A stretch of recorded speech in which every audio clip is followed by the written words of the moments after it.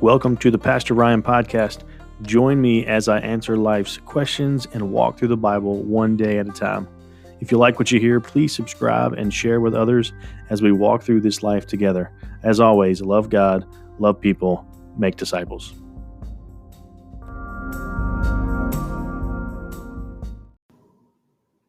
Okay, welcome back to Pastor Ryan. Hey, today I'm going to do something a little different.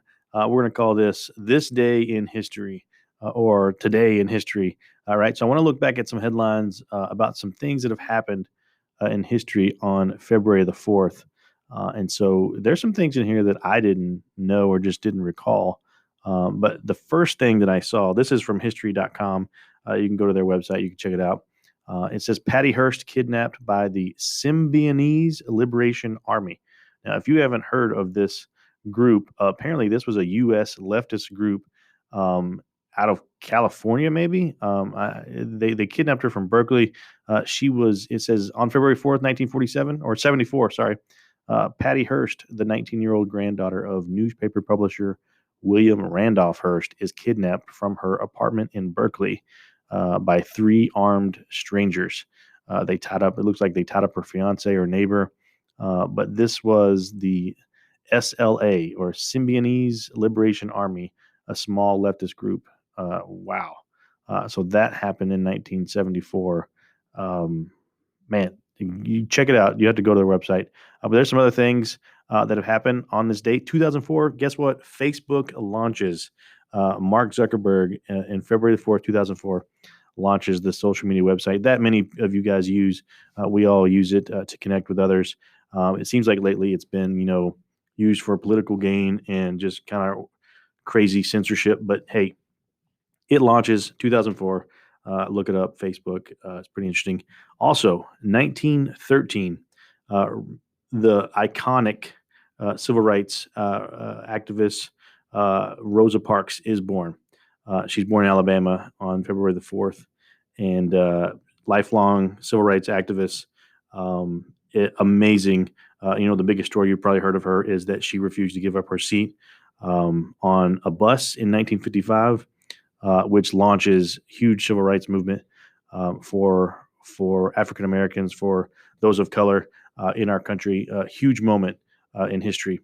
Also, 1861, states meet to conform the Confederacy.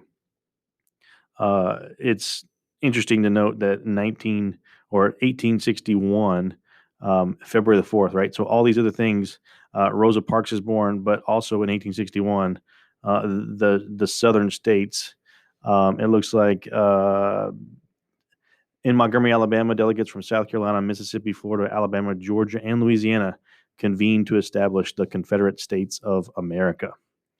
Wow. So going back a little further, 1789, George Washington unanimously elected first president of the United States.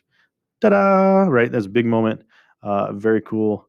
To note that in 1789. There's a couple more things, and it goes back up to 1915. Germany declares war zone around British Isles. 1962, first U.S. helicopter is shot down in Vietnam. There's a lot of things, if you just look at, each day in history and familiarize yourself with a lot of this stuff. I've never heard of the SLA. Maybe you have. That was a little bit before me, being 1974. But I want to read a passage from Isaiah 46. And this kind of will shed light on some things when we look back on history.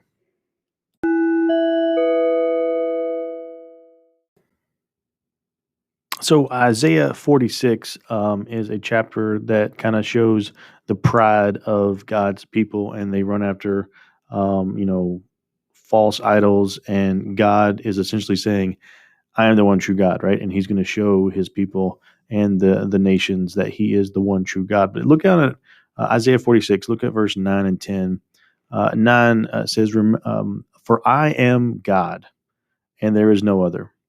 I am God, and there is none like me, declaring the end from the beginning, and from ancient times things yet not done, saying, my counsel shall stand, and I will accomplish my purpose.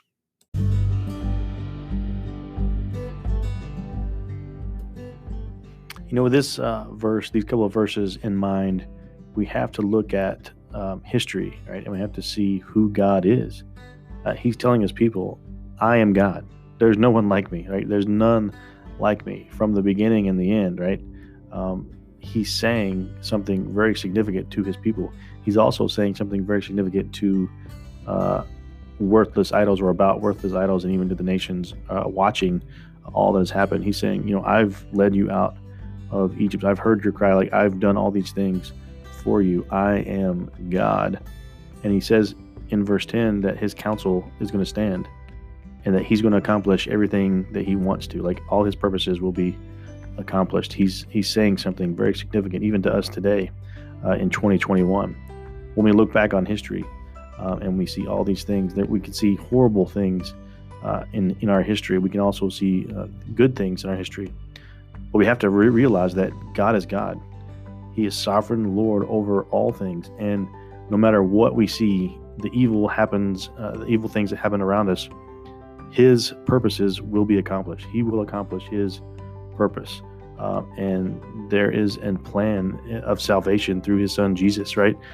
And it's an amazing gift of grace and mercy to withhold wrath for those who believe in his son, Jesus.